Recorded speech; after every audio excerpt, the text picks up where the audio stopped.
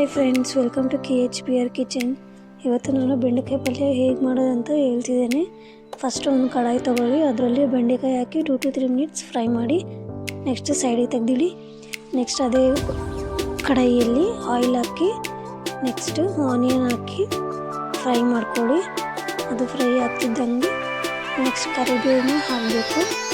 ಕರಿಬೇವು ಹಾಕಿ ಅದನ್ನು ಚೆನ್ನಾಗಿ ಫ್ರೈ ಮಾಡ್ಕೊಳ್ಳಿ. ನೋಡಿ, ಇದು ಚೆನ್ನಾಗಿ ಫ್ರೈ ಆಗಿದೆ. ನೆಕ್ಸ್ಟ್ ಇರೋದು ಟೊಮೆಟೊ ಆ್ಯಡ್ ಮಾಡೋಣ. ಟೊಮೆಟೊನ ಹಾಕಿ ಚೆನ್ನಾಗಿ ಸ್ಮೂತಾಗಿ ಫ್ರೈ ಆಗಬೇಕು.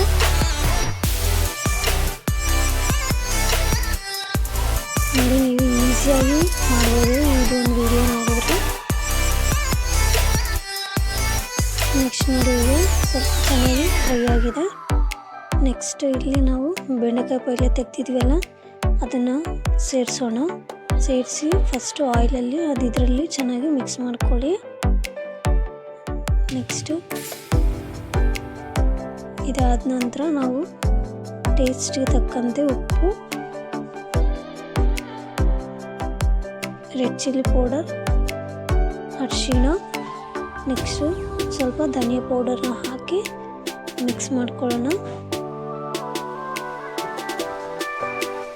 ನೋಡಿ, ನೀವು ಯಾರು ಫಸ್ಟ್ ಟೈಮ್ ಟ್ರೈ ಮಾಡ್ತಿದ್ದೀರಲ್ವ, ಇದನ್ನು ನೋಡಿ ನೀವು ಈಸಿಯಾಗಿ ಮಾಡ್ಬೋದು.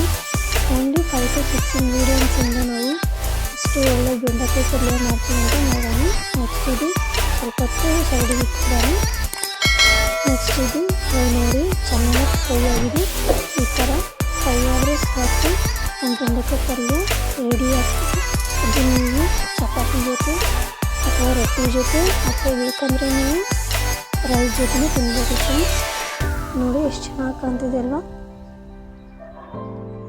And subscribe my channel and follow my channel friends. Thank you.